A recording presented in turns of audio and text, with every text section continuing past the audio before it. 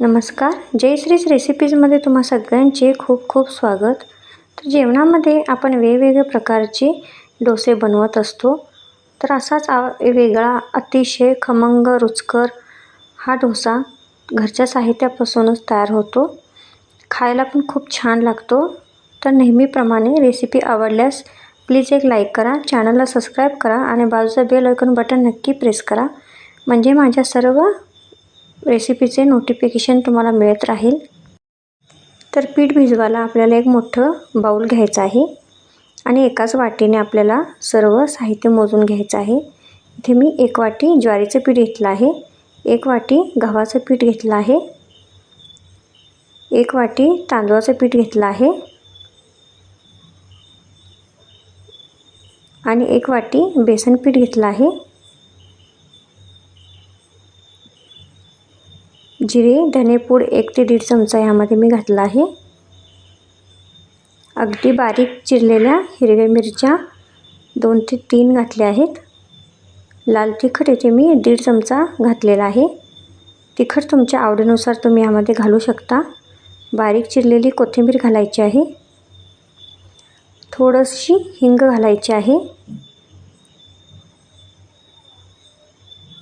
पाऊण चमचा हळद यामध्ये घालूया. चवीपुरतं मीठ घालून घ्यायचं आहे आणि हे सर्व जिन्नस एकजीव करून घेऊया. आता यामध्ये आपल्याला थोडं थोडं करून पाणी घालून पीठ छान असं भिजवून घ्यायचं आहे. तर एकदम पाणी तुम्ही घालू नका, थोडं थोडं पाणी घालून हे छान पीठ भिजवून घ्यायचं आहे. तर पीठ भिजवण्यासाठी थोडंसं मोठंच भांडं तुम्ही घ्या. तर पाणी आपल्याला बेतानच घालून हे पीठ छान भिजवून घ्यायचं आहे. तर असं मी हे पीठ भिजवून घेतलं आहे. ह्याची कन्सिस्टन्सी तुम्ही पाहू शकता.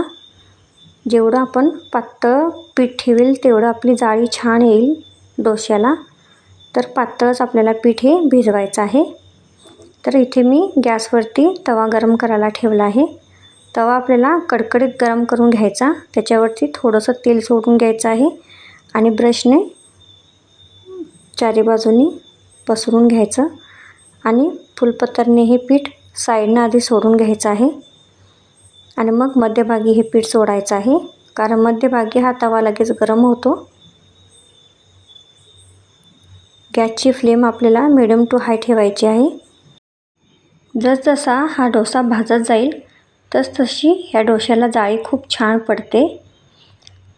जर पॅन गरम झाला नसेल तर साईडनं असं थोडंसं फिरवून गॅसवरती हे पॅन तुम्ही गरम करून घ्या, म्हणजे डोसा छान साईडनं पण भाजला जातो. कडा अशा चारी बाजूंनी शेकून घ्यायच्या आणि मिडियम टू हायवरती हा डोसा छान असा भाजून घ्यायचा.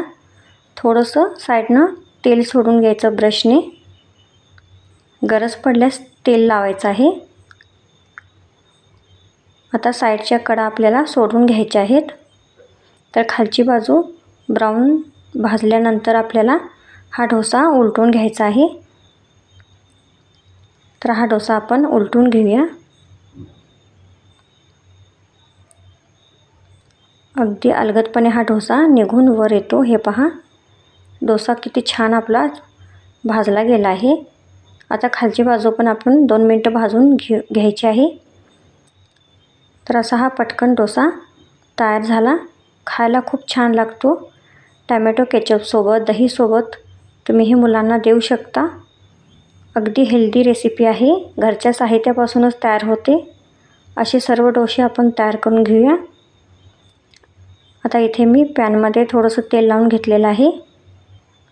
आता दुसरा डोसा करताना आपण असं थोडंसं पीठ आपल्याला हलवून ते घालायचं आहे.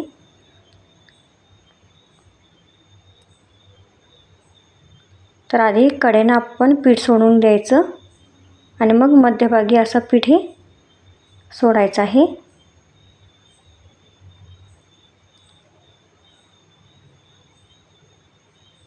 पीठ आपण थोडंसं पातळ ठेवलं म्हणजे डोश्याला जाळी खूप सुरेख येते.